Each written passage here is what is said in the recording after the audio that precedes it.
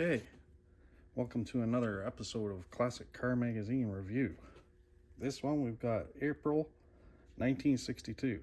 I randomly pulled this out of a box in my collection. I thought, oh, cool. Got a square bird and a T-bucket up front, some crazy custom models, all stuff I love. So, and Model-Rama. So here we go. Models became huge in this time period. So, and that's actually something that put me on to customs and hot rods and stuff. A friend of my father's had a son that was about 10 years older than me. He left home and he had a bunch of these old model kits packed up in his room, and empty nesters were doing the empty nester thing and packing his stuff up. And I was about 10 years old, and I was given stacks of model cars, some half done, some not. A lot of them from the 60s, 70s. Pretty cool. And it kind of fueled my already keen interest. Oh, look, shifter for side shift. This was a big thing because most of these cars with side shift transmissions were actually column shifted. So the aftermarket made it so that you could swap these side shift trannies into earlier model cars. So if you're doing an overhead swap, you could just keep that Pontiac Trans that was with it, 3-speed, or the Chevy 3-speed. It helped.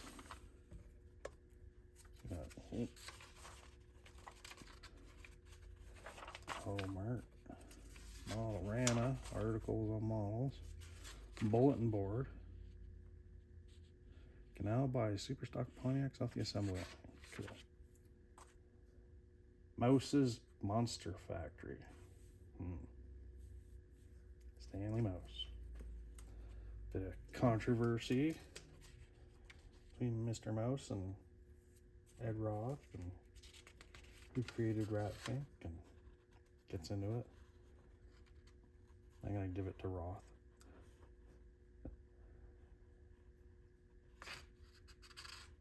So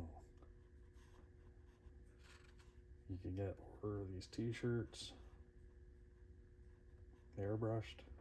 Crazy. This guy's gonna sit there pumping out orders. And screen printing came along. Heat transfers. Oh, there's that T-Bird. They look so cool as a mild custom. Really wild headlight treatment.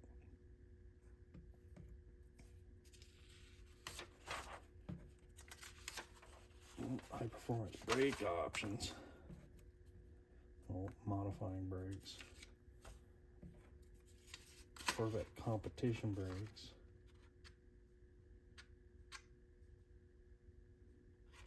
Should we get through that? Oh man. Okay.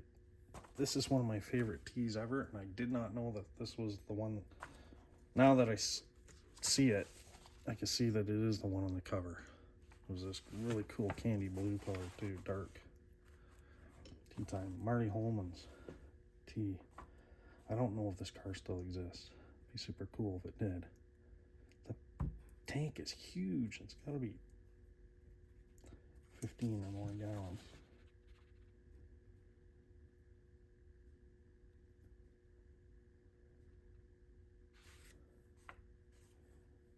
Mark rear diff. Lever shocks. Brass gas tank. They're all 1915 Model T vintage. No, 1915 T's had shocks, maybe an add-on. Cool upholstery.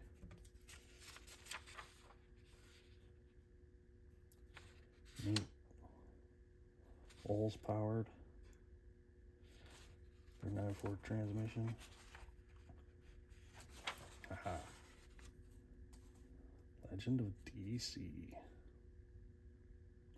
Things are starting to get wild. Check the date on this again. Yeah, 62. Yeah.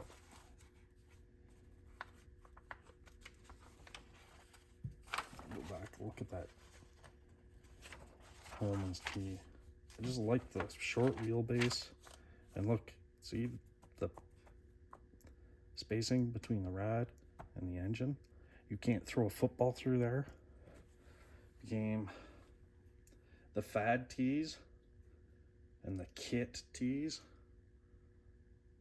They were put together so the builder, if you ordered a chassis or whatever, the builder could put an engine of their choice in it.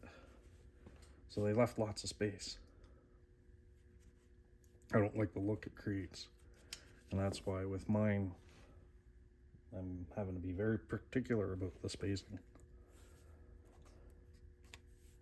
It'd be easy if I could just have it stretched out and opened up and tons of room, right? But no, I want it stubby looking. Like here, it just creates this stance. It's super cool.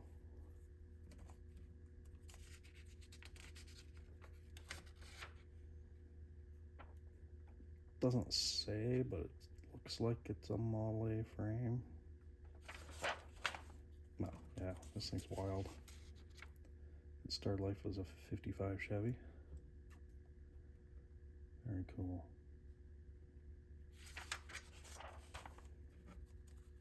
Oh, is this Harry Bradley stuff? Looks like it. Oh, Tom Daniel. Okay. Just as good, in my opinion. Just an eye for style.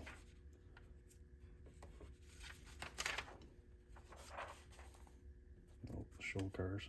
59 Poncho. I like the grill treatment. Touring. That's cool.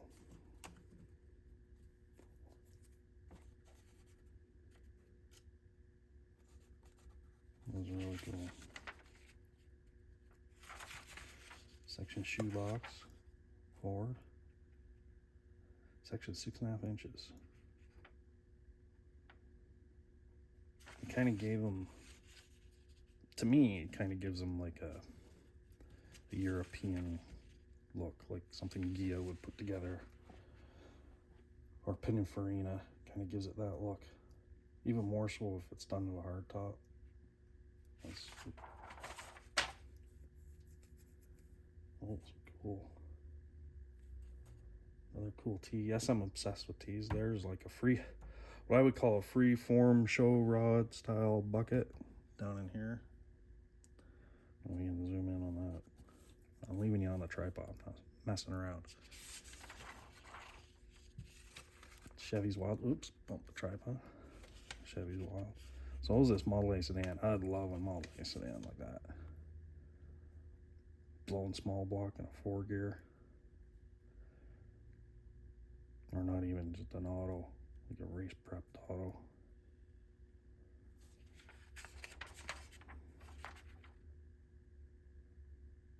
Cool to build something like that for these no prep type style events.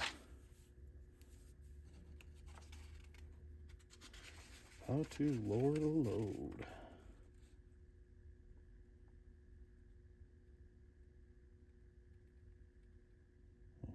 Drop axle stuff.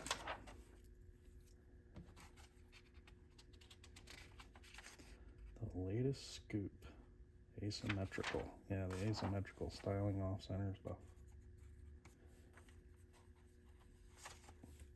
So is this article by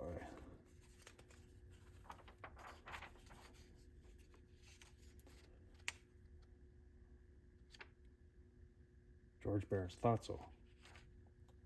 Cut along the dotted line. See, this is so you could punch the holes marked, and you could put them in a reference binder. I knew an older guy that had reference binders full of this stuff. 29 pickup. I believe that vehicle is still out and about kicking, if I'm not mistaken. I think it ended up in Henny. Wild. So cool. Like just a race style street and strip style Model A, whether it's a roadster pickup, a roadster, a coupe, A sedan. I think a sedan would be really cool. Oh. The Pharaohs.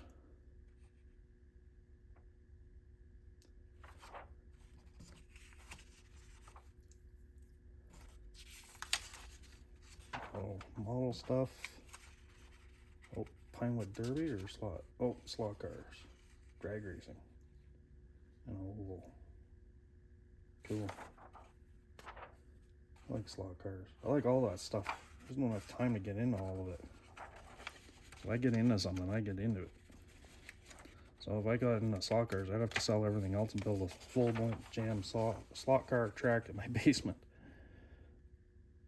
You know, Corvair. Enduro 162 Monza was tested in 24 torturous hours.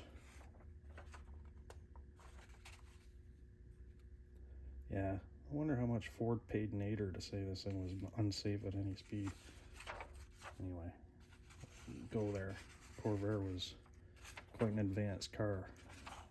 I mean, it lasted a while. They ditched it. I think it was too expensive to build. And it was competing with their lower end Camaros. Cheaper for GM just to build 6-cylinder Camaros and sell them. At the time, too much in the same realm, I guess. Made sense. Pretty sure that's the reason why they never did a V8 Corvair or something even more powerful. They didn't want to compete with the Camaro or Corvette. You know, it was $500 or $1,000 cheaper to buy a Corvair with equal performance. Why would you buy the more expensive Camaro? Yeah. Well, that's it for that issue. I'm going to close on this T again because, like I said, I'm obsessed with T's. And if anyone local to me has a T windshield, at least the bottom half in half decent shape, I've got some parts, but all the pieces that I have that hold the glass are rotten. And the bottom half is always the part that rots. I have actually top half that's in decent shape, savable. But yeah, I'm looking for a windshield. Just the frame. I can get the glass cut. Anyway, thanks for watching. And this was Rod and Custom, April 1962.